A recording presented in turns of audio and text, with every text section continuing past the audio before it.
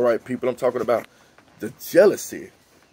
Let me read Song of Solomon 8:6 one more time in slow motion. Set me as the seal upon thine heart, as a seal upon thine arm. Just think about something being sealed. It's yours. Thou shalt not covet. It's yours. When you seal it, it's sealed. And it's only meant to open, like if you make an envelope, right? And you put a certain name on it, it's only meant for that one person to open it. It's not meant for your next door neighbors to open it. It's not meant for nothing else. So when you put a ring on your finger and you get married, it's not meant for nobody else to touch. I know we live in a world right now, hey, we have threesomes in our marriage. What's wrong with you? We like to invite other people in. What's wrong with you? You're going to take something that's sealed with you and give it to another? And then next thing you know, sin produces death and jealousy rages. Strong as death, for love is strong as death. Jealousy is cruel as the grave. The coals thereof are coals of fire, which have a most vehement flame. Many waters cannot quench love, neither can the floods drown it. If a man would give all the substance of his house for love, it would utterly be contemned. We have a little sister, and she have no breast. What shall we do for our sister in the day when she shall be spoken for? If she be a wall, we will build upon her a palace of silver.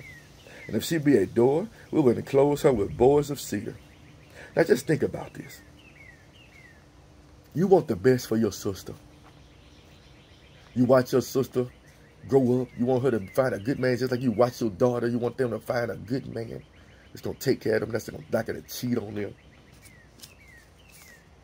I am a wall, and my breasts like towers. Then was I in his eyes as one that found favor. Little breast, small breast, doesn't matter. Solomon had a vineyard at Baal-Hamon. He let out the vineyard unto keepers. I just hate that vineyard name, Baal-Hamon. You know, Solomon planted groves for all his wives. Wow, I just caught something there. He planted groves for all his wives to other gods. It looked like the one that stole his heart. Might have been one of those. He let out the vineyard unto keepers, everyone for the fruit thereof was to bring 1,000 pieces of silver. My vineyard which is mine is before me. Thou, O Solomon, must have 1,000. O they that keep thy fruit, keep the fruit thereof 200. Thou that dwellest in the gardens, the companions hearken to thy voice. Cause me to hear. Make haste, thou my beloved, and be thou like a roe or to a young hart upon the mountain of spices. There it is. I done did something that people don't do all the time. Talked about the Song of Solomon. I got to light a cigarette on this one. You understand? Sorry if I offend you. I really don't care.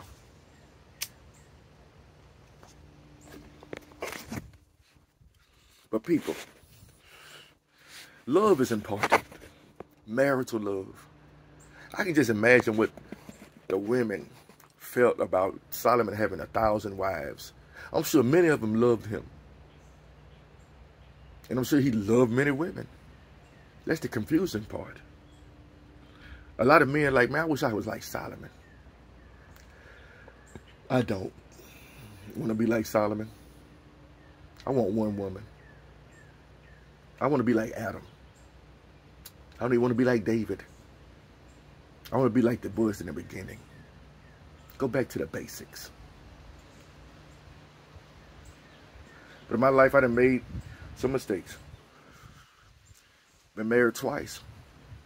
Searched for love so many times, it eludes me. It's okay though. I'm not rushing anymore. I figure out rushing gets you nowhere, gets you in a situation that God's got to get you out of. Did you hear me? It gets you in a situation that God has to get you out of. I love to see when people be like, I've been married since I was 18 to the same person. It don't mean they didn't have no problems. It don't mean they didn't have no problems. I watched a video, I talked about this before, Steve Harvey was interviewing an older couple, like 110 years old apiece. And they asked them, well, how did your love marriage last? They said, talk. Talk and forgiveness. You see, you talk amongst each other about your problems, so you don't talk about nobody else. So you got to be prepared that some people do not want you happy. Some people are trying to get in your house, in your door. I don't believe when you have a significant other, you have a husband or a wife, or you're in the courting stage, in the stage to get married. You know, I don't believe in shacking up. You know, for years, God has always set this on my mind. That's why I'm married twice.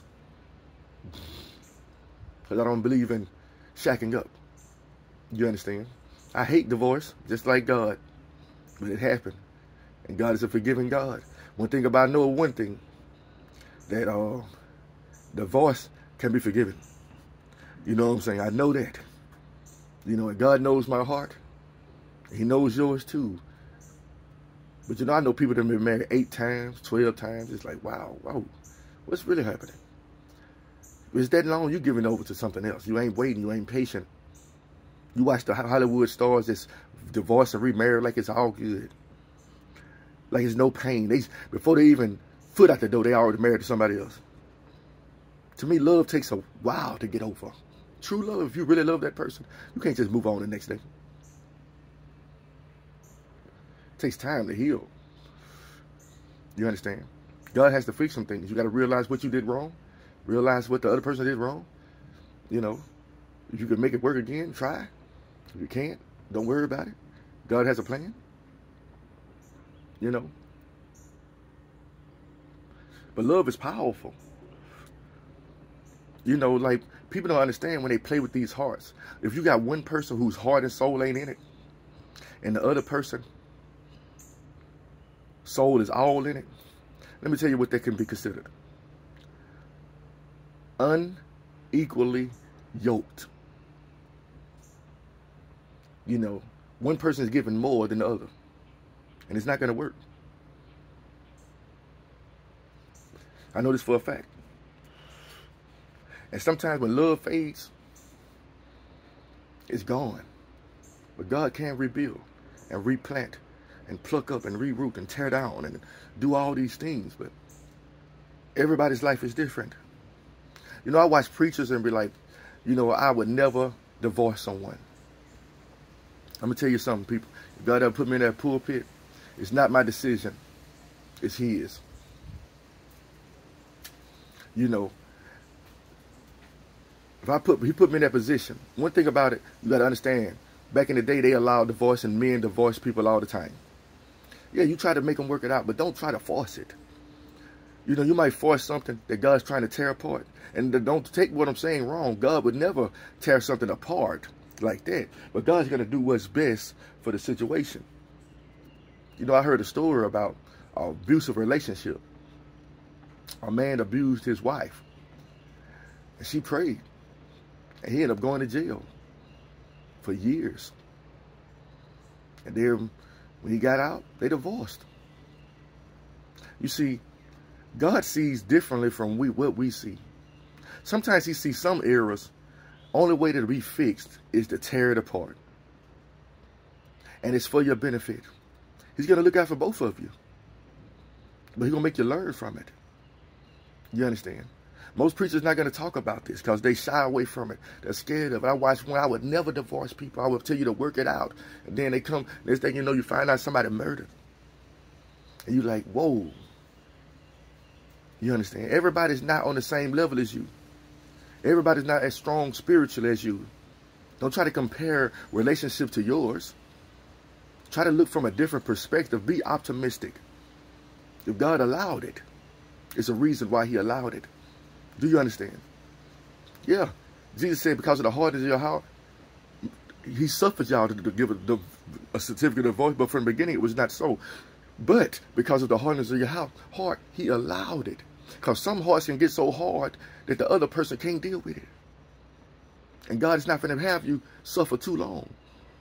After you suffered a while, He'll fix it. You know, it's hard for me to talk about this. I know the people like, Houston, how can you talk about marriage? And I know that this is why I can. Because I know the importance of it. That's why I can. I know the importance of it. Even if mine didn't work, I know the importance of marriage. I encourage everyone still, marry. It's better to marry than to what? Burn. Burn with lust or burn in hell. Because fornicators will be appointed their portion in the lake of fire with non-believers and liars and thieves and everybody else. And adulterers. You know, you got to understand, man. God is not slack concerning his promises. If he said it, he meant it. If he said it, I believe it. People love that song. He said certain people are going to hell. Go to hell. I believe it. He said some people are going to go to heaven. I believe it. He said the righteous will suffer. I believe it. He said evildoers and wicked people will have their portion. I believe it. I believe all of it. You know, people, I'm not here to play God. You know, I'm going to encourage you. I'm going to lift you up. Sometimes I may even be judgmental. But it is what it is. We all are. And I'm going to push my belief system on you. If you come to me for advice, I'm going to give you marital, spiritual, biblical advice in regards to your situation. You know, for real. I can't be let's put it this way. I can't be a fornication counselor. Yeah, me and my girlfriend been together for 6 years. What you want us to do? Make it right with God. But most people say once you get married, it don't last. Everything changed when you get married. Make it right with God. Forget what people say. Am I saying marriage is going to be easy? No, life ain't easy. You got two people coming together, two different families that got bringing in two different forms of generational curses, excess baggage, you know, all this stuff coming in together, trying to make one complete being. You see, Adam and Eve, they had to worry about that. They was the first. But everybody else got to worry about that. You understand? You got families. I don't like your man. Devils. I don't like your woman. You know what I'm saying? Trying to tell you to split up, break up. I heard so many people talk about their marriage to other people, and then some people just encourage them. I would never encourage you to break up. I encourage you to pray about it. And let God do what he do. You understand? No. But that is a problem. He said when a man meets a woman, he does away with his mother and father. He leaves his mother and father's house, and they shall two become one flesh. Now you finna start building a whole new house. A lot of y'all trying to build houses with your family still involved. Still trying to hang on to the motherly and brotherly and fatherly love. And God's trying to give you that marital love.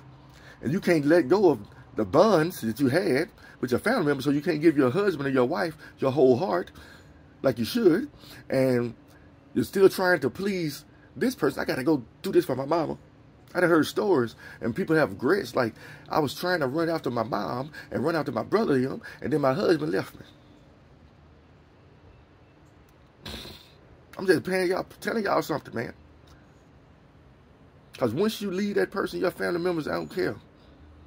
There's some family members that encourage you because, you know, normally when most people divorce, somebody starts stepping out. Maybe cheating or just talking to somebody else. He's a good man. He's better than my husband. Maybe you should leave your husband and go to them. Maybe you should leave the wife and go to them. The grass always seems green on the other side till you get there. And realize you got to keep cutting that too. You understand? You got to cut all the grass. If not, it's going to grow over. You got to tend your yard. I mean, you got to constantly take care of it. You can't constantly take care of your own yard. If you're busy in somebody else's yard trying to cut theirs. I know one dude, he's like, I got a bunch of girlfriends. I'm like, how can you build a house? You're too busy building 5 houses. You can't even build, what house is yours? So all your finances are spread it to 5 wives because of 5 girlfriends. You're trying to build a house. Or 5 men. And y'all women, some of y'all are horrible, boy. You got one man paying your power bill. One man paying your gas. One man's paying, give you sex. Oh, Lord have mercy, Jesus. Y'all ought to be a damn shame of y'allself for that foolishness. Then when one of them get mad and knock in your face, abuse, love can become physical. Because you know what? You think you're getting away with it. But the whole time you playing with all these hearts, there's one of them falling so deep in love for you. And he wants you so bad. And you're hurting him. Make a choice. You know, people want their cake and eat it too. They want a man or a woman for every different portion. She has great sex. She has great finances. She can cook good. She has a house. She got too many kids. But I like all of them. Like you trying to play Frankenstein and get 8 people and make them one person. Man, women got enough split personalities. You better stick with one, buddy. You know what I'm saying? Women, y'all bodies.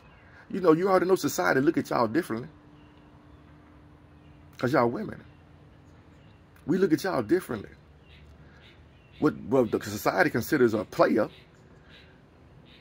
a woman, they say considered a whore. Even though I look at it as the same, it's all the same. But I'm just saying for y'all women. Think about if you got kids, what you teaching them by bringing different men in and out. Now your kids confused. Who's my daddy? Is that my daddy? Who's the real father figure here? Let me tell you something, people. If you got kids, what you're looking for, somebody who's going to love your kids like yours, respect you, respect the fact that you got kids from another person, and you're going to have to respect them enough to not deal with the other person no more if you want God to fix it and make it right. You can't disrespect them. You know, one thing about it, me as a person, I know this. When I divorced my first wife, I had no control on who she brought in the house, who she'd be with. My only desire was, before whoever was there, to do what he's supposed to do as a man. And once you marry a woman, or you start dating a woman, the kids are your responsibility now. It is what it is. That don't mean as a father, I'll be like, man, I ain't taking care of them kids no more because you got somebody else. Nah, you still take care of them. She doing this with that with the money. I don't care. It doesn't matter. You do what you're supposed to do as a father. I know some men like, I ain't got to take care of my kids. And nowhere in the Bible say take care of your kids. Man, shut up. You just don't want to take care of your kids. Stop trying to use the Bible. If God is a father, he take care of all of us. What the hell you think we supposed to be doing?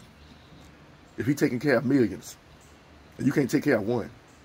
And you father that stay like 3 minutes away from your kids and don't see them because things didn't work out, you ought to be a damn shame of yourself. You know what I'm saying? You ought to be ashamed of yourself. And then get mad because another man calling them daddy. I mean, they calling another man daddy now. You ain't my daddy. You just gave birth to me. That's got to hurt your soul. I bet you it hurt your soul. You act like you don't care. I don't care, man. Sure, I don't care, man. And you women ought to be ashamed of yourself for bringing multiple men in constantly, trying to figure out what you like. You know, somebody told me something years ago. They was like, you shouldn't try to make it work for the kids. Are you fucking crazy? Yeah, I said it. Damn right you're supposed to try to make it work for the kids. You understand? You decided to lay down. You decided to spread your legs. And it made a baby. You understand? And they're important. And they need a mother and a father in their life. You understand? And you like, I got a life to live too. Well, once you gave birth to a little life, that's like God being a selfish God and not taking care of us. I made them, but I ain't going to worry about them no more. You understand? It ain't about me no more. God loves us. It's about us too. He's a good father. And for y'all people who trying to break up happy home, you got to live your life. It ain't about your kids. Now you dropping your kids off everywhere because it's about you. Then your kids start hating your ass. I'm just being real with you people. I don't sugarcoat shit. I'm just being real today. Maybe God's putting this on my spirit. Maybe I drunk a shot too many already. But it don't matter. Just being real with y'all, man. I love y'all people. I love everybody.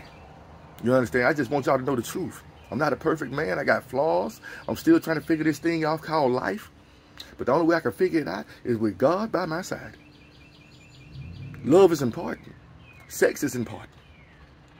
For all you homosexuals and lesbians, how in the world the word gonna repopulate? I'm just asking y'all, telling y'all something, man. What's wrong with y'all? Y'all think that's normal? You think that's normal love? No, it's not. You think God is proud of you for that? No, he's not. No, he's not. Be careful. You understand? I just wanted to touch base on this Song of Solomon today. And I hope this video touched somebody.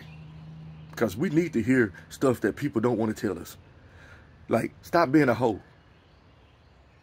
You need to hear, somebody need to tell you that. Stop being a hoe. Stop sleeping with everybody. Learn to court somebody. You ever heard of courting? You know, back in the day, they used to court people. You know, they get to know them for a little while. Instead of spread their legs. instantly. Stop being a whore. And stop giving your stuffed men to every woman that smiles at you. You know what I'm saying? And you a man. You're supposed to take advantage of the weaker vessel and learn. He said a man's supposed to know how to control his instrument. You know what I'm saying? Not use it for fornication. You know what I'm saying? So that as men, you don't need to be taking advantage of women because you got good looks or you got a fly car. You know what I'm saying? Don't do it. You piece of trash. I don't like you. I don't. God don't like you either. You don't like what you're doing? You think that's cool with his eyes? That's a play. My boy right there, he a player. Yeah. They're like, okay, keep playing. Keep playing, player. I got something for you. I'm gonna bring all this right back on your head. You be like, man, I'm being played.